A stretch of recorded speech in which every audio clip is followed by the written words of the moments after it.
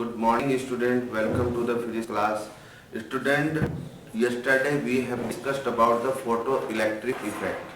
Okay. Now today we are going to start the Einstein equation of photoelectric effect.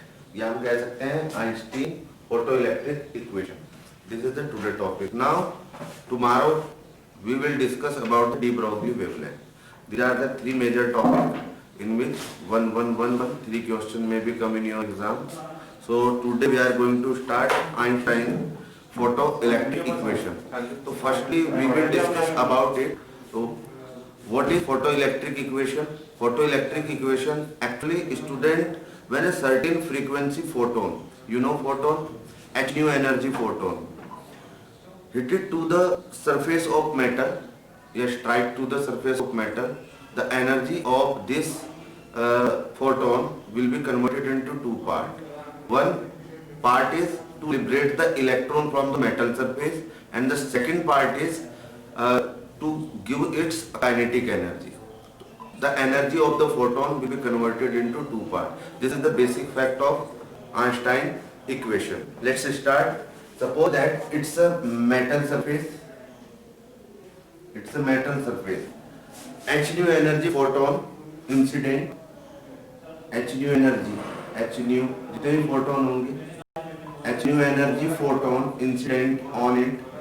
तो ये जो H nu energy का photon आ रहा है, इसकी जो energy है, ये किस किस काम में आती है?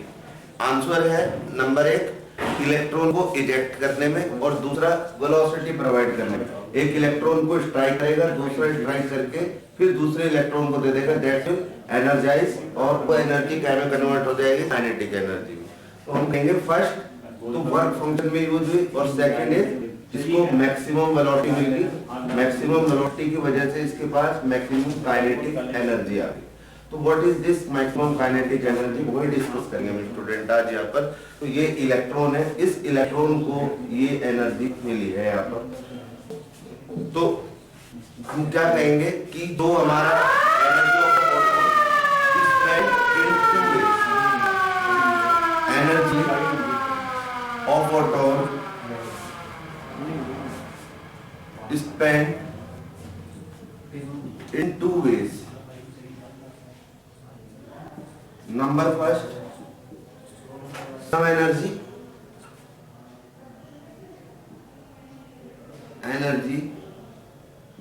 used to liberate the electron, means यहाँ से इलेक्ट्रॉन को इजेक्ट, ये लिखे सीधा energy use to eject the electron. Number 2, some energy used to increase the velocity of electron. Due to the velocity of electron, which energy develop? Answer kinetic energy. Right? These two fundamentals way in which the energy of photon will be converted. Okay. Now energy which can just eject an electrons from metal surface, the frequency such a photon is called threshold frequency. उस frequency का नाम हमने क्या रखा? Threshold frequency. और उसको हमने नाम दिया जस्ट वो एनर्जी जो जिस फ्रीक्वेंसी का इलेक्ट्रॉन जिस फ्रीक्वेंसी का वहां से इजेक्ट होता है, उस एनर्जी को हमने फ्रीक्वेंसी को क्या बोला? New not. राइट? तो अब सवाल ये है यहाँ पर कि काइनेटिक एनर्जी कितनी होगी? आंसर है एच न्यू एनर्जी का फोटोन आया. एच न्यू एनर्जी ने फोटोन ने दो टाइप से एनर्जी यहाँ पर कवर की, एक एच न्यू और एक केमैक्स, और दूसरा work function plus work function, इसको हमने फाई नोड कह दिया. Phi naught is the function. अगर ये एनर्जी एच न्यू है तो केमैक्स क्या हो जाएगा हमारा यहाँ पर?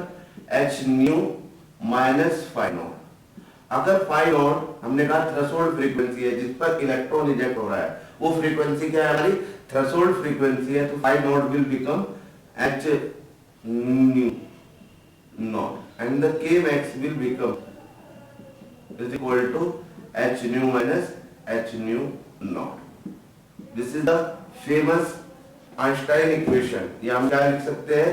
kmax is equal to h common ले लीजिए, nu minus nu naught. ये भी हम यहाँ पर लिख सकते हैं. और इसकी हेल्प से एक साइंटिस्ट आए हमारे रॉबर्ट मिलिगन, उन्होंने इसका एक्सपेरिमेंटल वेरिफिकेशन भी किया.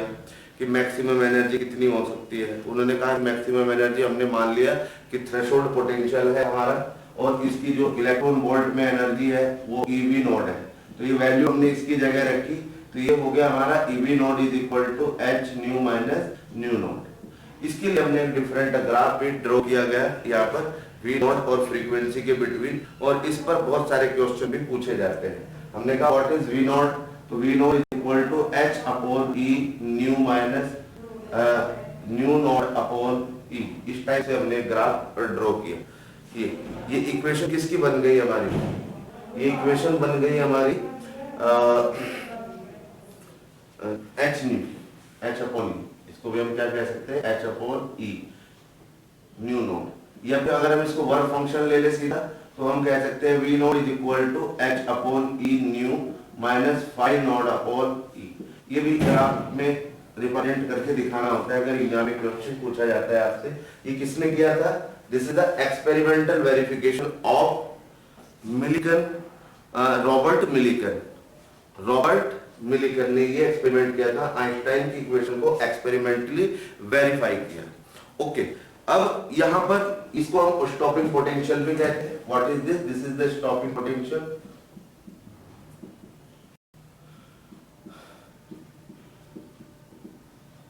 You know stopping potential. Okay, stopping potential. फिर हमने यहां पर जो ग्राफ बनाया दैट विल बिटवीन, ये ग्राफ है, this is the graph between stopping potential and frequency. New कह दो या फिर न्यू नॉट कह दो, फ्रीक्वेंसी के बिटवीन। अब ये ग्राफ यहां से क्या समझा रहा है, mx माइनस सी, इसको हम ऐसे ले सकते हैं, इसको कंपेयर करते हैं y is equal to mx minus सी।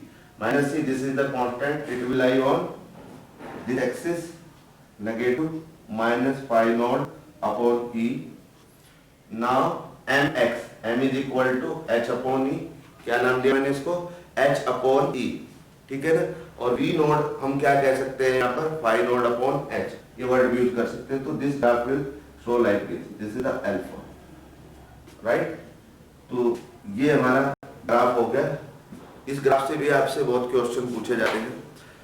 तो स्टूडेंट नेक्स्ट स्टार्ट होता है हमारा, इसमें क्वेश्चन इतना है, इससे ही क्वेश्चन आपके पास पूछा जाएगा। कंसेप्चुअल क्वेश्चन बनेंगे, जब मैं इसको रिवीजन कराऊंगा तो आपको डिफरेंट टाइप के क्वेश्चन यहाँ पर मिल जाएंगे और वो आप इजीली लगा सकते हो, एग्जाम में आते हैं। Now next is the particle nature of light.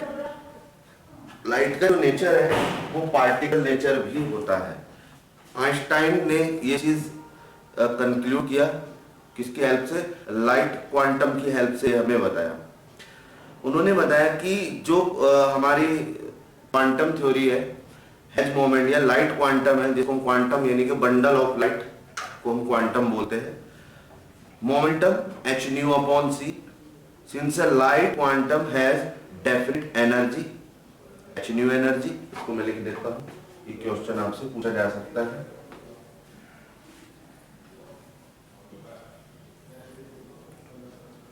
ये पूछा जा सकता है, तो how can you, how the Einstein justify that the particle nature of light. Light का पार्टिकल नेचर होता है, आइंस्टीन ने कैसे जस्टिफाई किया।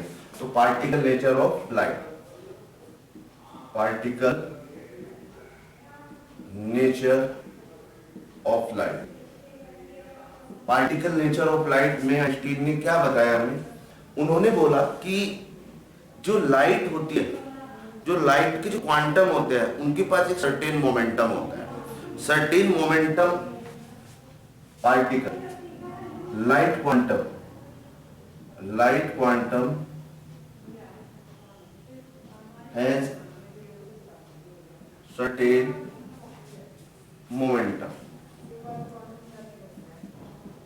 that momentum will be equal to h nu upon c। अब ये जो क्वांटम की स्पीड होती है, सॉरी फोटोन की जो स्पीड होती है, that will be the speed of light that have definite energy। पहला क्या पढ़ना बताया उन्होंने कि अगर ये मोमेंटम है, इसका मतलब इसके पास डेफिनेट एनर्जी है। नंबर 2 डेफिनेट एनर्जी है, नंबर 2 डेफिनेट मोमेंटम।